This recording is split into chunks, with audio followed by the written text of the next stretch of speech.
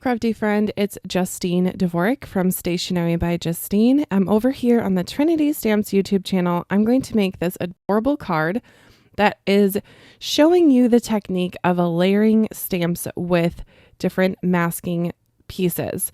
I'm also going to use stencils to color a lot of my images here today. And we're also going to finish it off with a shaker background with more stencil work. So strap in. This is going to be so fun. I've gone ahead and stamped out my candy jar. I'm using the Stamp Set Candy Jar stamp set, and I'm also going to use the Simply Sentimental die and stamp as well. So with this product, the candy jar, you can get these masking pieces that are made out of the stencil material. So I'm going to go ahead and stamp my first gummy bear, and then I'm going to use these little masking pieces and gently stamp my background. Let's zoom in real quick. So these little masking pieces are made out of Mylar, so you can easily mask off all of these little stamps without fussy cutting. So these are non-adhesive. So if you want to use a temporary adhesive spray or tape runner underneath the little pieces, you sure can, or you can be brave like me and not use that and just stamp very carefully. Just knowing that mistakes could happen along the way. Everything worked out well for me.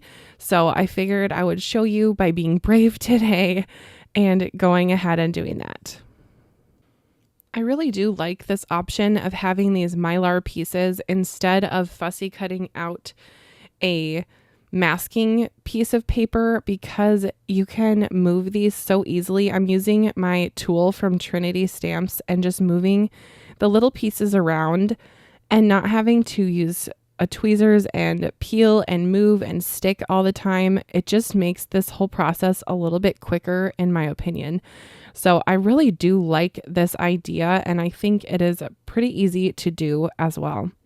Now you may notice I'm kind of shoving all of these little guys in my jar, and you can see that they're layering on so nice, but some of them are upside down, some of them are crooked. You just kind of have to imagine what they would look like if you really had gummy bears in a jar. Would you have them going all one direction? If you do, okay, that's not my kind of candy jar. You don't just dump it in. That works for me, but you could certainly do that if you wanted. I think that these little gummy bears are just so cute, but they are only one of so many options that you can put in this candy jar. There's 6 different suckers or lollipop shapes. And there's little candies that are wrapped. Some of them are unwrapped, some with stripes. There's jelly beans. There's candy corn. There's just all sorts of fun things going on. I even planned out a Halloween candy corn jar that I will be doing in the future. So I'm so excited for that. So if you want more videos in your YouTube feed, be sure to subscribe to this Trinity Stamps channel. And you can check out those videos in the future, as well as a ton of awesome videos from other people who are on the Trinity Stamps channel. It's always one that I like to watch right away when someone puts a new video out. It's just super exciting. Alrighty. Now, this stamp set, like I said, has stencils that coordinate, which make it so easy to color if you are wanting to color quickly. So I'm using different inks from my stash, and I'm just doing a quick color on my gummy bears here. You can see there's lots of options for these stencils. If you are using maybe one of the suckers that has like a swirl on it, there's multiple layers. You can get a really gorgeous layered technique. You will see I am using those little Mylar pieces to mask off where I am coloring as well. These pieces really came in handy for my card design. You may even see at the top of the screen some little gummy bears that have been stenciled and stamped, and they're ready to be die cut. So another thing about this set is that there are coordinating dies for every single piece of candy in this set. So it's a really cool one, and there's also kind of a fun idea behind this stamp set as well, because you can make shaker candy jars, which is so cool. This project today will not be a shaker inside the jar, but rather a shaker on my background. But just know that I am definitely going to make a shaker candy jar in the future. So there are some dies for options for that as well that are part of the die set for this stamp set. It's just very easy to make shaker cards with the die there. So I will be doing that for sure in the future.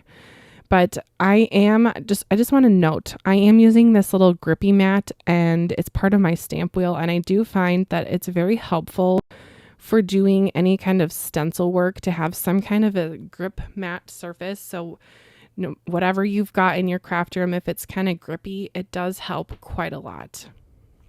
Now, I went a little bit crazy with all of the pink that I chose to do with my gummy bears. I wanted this kind of a soft, neutral, cool tone color palette for my card. So I'm using some pinks, purples, and light teal. And that is kind of the whole vibe that I have going with my project. A little bit of blue is going to come in with the candy jar itself, but just depends on the look you're going for. Another thing that I thought would be really cool is to die cut out this candy jar and then put like a clear packaging tape over it, or make your jar shiny in however way you want. You'll see a different way. I'm going to do that at the end of this video. But to have a shiny jar really brings the project to life as well. If you have a guess on how I'm going to do that, let me know down in the comments as we're watching this video here. But it's not with clear packaging tape on this video. It's with something else. So maybe you can guess it as I finish coloring all of these adorable gummy bears. Watching this back really makes me want to have some gummy bears. Maybe you can relate. Now I'm going to bring in like a teal greeny color and finish off my little guys here. They're just so adorable. And again, those Mylar pieces are coming in handy. If you are someone who would prefer those to be sticky, like I said before, be sure to use some kind of a temporary adhesive spray or a tape runner, or even like a low tack craft tape would probably do the job as well. Just kind of experiment and try things out, and you'll see what happens. All right, I'm going to speed up the rest of my little coloring here of these bears, just so we're not here forever and a day. So as I finish this up, I would also love to know what your favorite candy is from this stamp set. What would you be putting in the jar? Would you go for gummy bears like me, or are you more of a gumdrop person? There is a round stamp that you could use for M&Ms. That's kind of fun as well. Or maybe you're a jelly bean kind of person. This would be such a fun set for Easter cards if you wanted to do some jelly beans. All right, let's move to the jar part of my stencil. Now, fun fact, this jar that I'm going to be stenciling with you right now is actually not going to be the jar for my finished card. Interesting, I know, because I'm going to end up using a die and die cutting this out and using a different one. But I figured I would leave this in because it shows that you can use different stencils from this set and add shading to your stamped images. You'll notice even on this, I'm going to end up adding one of those little masking pieces, those Mylar pieces, under my stencil here, just to protect the gummy bears that are going to come in contact, if you will, with the shiny part. Looking back at this, it's probably fine if they were to get some of that blue shine on there, because technically the shine is on the outside of the jar, but you live and you learn. And then I'm going to finish off the shine on the bottom of the jar with these 3 little extra details. I think that just adds so much detail, and now you don't have to color the jar if you don't feel like it.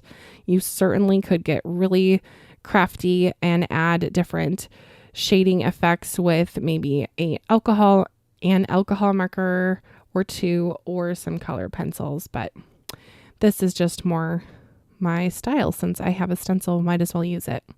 All right, I'm going to use this little piece that is a Mylar masking piece over my jar, because I'm going to bring out my bigger blending brush and I'm going to blend the rest of the white parts of the jar just lightly. And then you'll see here, I'm going to have my little fussy cut scissors that I pop out here. And that is when I think that I'm going to fussy cut right down to the line. It doesn't end up happening. So there you have it. But I just want to give a shout out to those blending buddies. They are so good. All right, here we go. Removing that. And look, they're all nice and bright still. Again, I feel like they probably would be bluish if they were in the jar, but like I said, this part is getting cut out, so it's fine. It's fine. That's why I like having dies that come with this set, because there are options. But don't worry, I will use this jar on that shaker card project that I will be doing in the future. So like I said, subscribe to this channel and to my personal YouTube channel, Stationery by Justine, and you can see more cards with this set in the future. All right, I'm bringing out this halftone stencil. Look at all that candy on the left. Isn't it cute? Anyway, I'm going to make a fun kind of mixed media style background for my candy jar. I've just been really having fun being playful with my materials in my craft room and just giving kind of some fun backgrounds. So it's not going to be the perfect blend, so just know that right now. But my little blending buddies are very helpful, and you can check out on my channel. I have a little short for how I store my blending buddies. It was one of those moments where I wasn't looking specifically for something. I kind of was, because I didn't know where to put them and how to store them. So I had them on hand, but my husband ended up finding something for me at a thrift store. So it really worked out.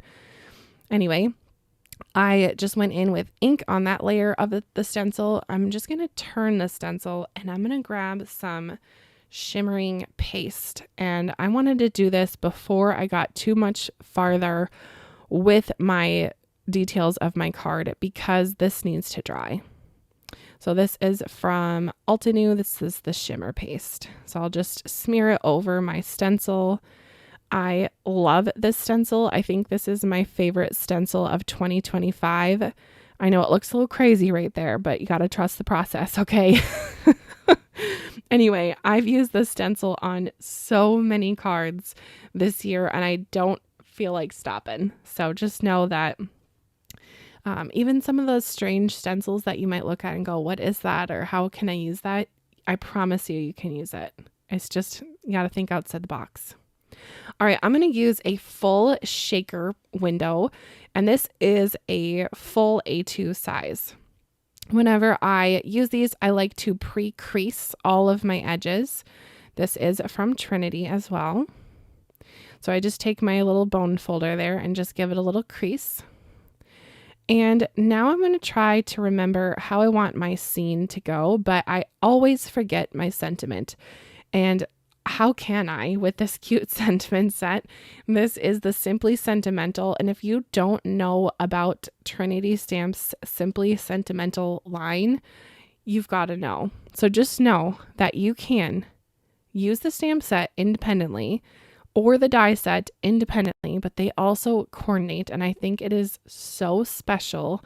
It's a special thing that Trinity does. And I think every company should do it.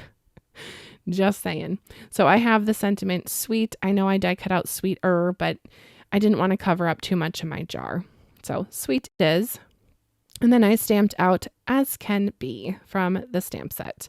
And then I heat embossed that with some white embossing powder. Alrighty, let's get to the assembly of the shaker now that my background is dry. It took about maybe a half an hour to dry. I always like to see if my panel will fit into my A2 panel. I always know that the clear panel is a true A2 size. My paper, usually isn't, because I'm not the most perfect measurer and cutter in the world. So I just like to make sure it fits. Ta-da, it works. Hooray. Now, whenever I use these pockets, I like to adhere the sides diagonal of each other because it helps keep everything from puckering up and bubbling up. So I'm going to do the long side and give it a good smusheroo. I have not taken the protective film off yet. I will do that at the end.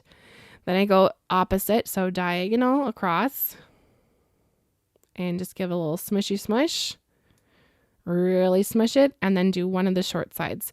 And I don't take the protective film off until I am done stuffing my shaker. And that's because when I'm pushing down like this with my bone folder and spinning, you can actually scratch the front. And I don't want that. So here we are. All right, I'm taking some fun shaker bits, also from Trinity. These were from the stamp release, and some sequins from my stash, and just kind of making my little ingredients mix with my tidy tray. And I'm also going to grab these other fun embellishments from Trinity that are kind of like bubbles. But that tidy tray, it makes it so easy just to dump in my items, and I just love that. All right, I'm pushing down on my shaker and making sure everything is nice and tight, and really just pushing that down. Yay, the shaker works. That is so easy. It's the easiest way to make a shaker card is to use these. Now I can take my protective film off and we're good to go. Super shiny and ready for the rest of my scene, which is going to be candy overload. So I have my glitter paper down on the bottom. That's going to act kind of like a countertop or like a sparkly countertop. And then my shaker will just be kind of the wall behind it. But this is my happy little gummy bear shaker card. Now I'm going to finish this off by adding glossy accents basically everywhere. So if you guessed glossy accents, you are correct. I'm also adding a little bit of a shimmer pen there as well onto some of the candy because it just needs to be more sparkly all the time. Now, glossy accents is a wet medium, and it will dry very, very shiny. So I like to put this on projects where it just gives that finishing shining touch. And I'm putting it on a lot of the candy that is supposed to be shiny, and also on the glass jar itself. And this just gets to be super shiny, and it really does look like glass. I'm using it very thickly on my project, so this definitely took quite some time to dry, about maybe 4 or 5 hours. But as long as you put it somewhere where you're not going to touch it or have any family members or pets touch it, you should be just fine. Just leave it alone. You'll come back and it will be a shiny surprise for you. All right, let me know what you think about this card down in the comments. Really appreciate you watching my project today. I'm having such a blast with Trinity stamps, so thank you for having me on the team. And let me know what you think about this card. I better put this off to the side before I drop it. All right, bye, crafty friend.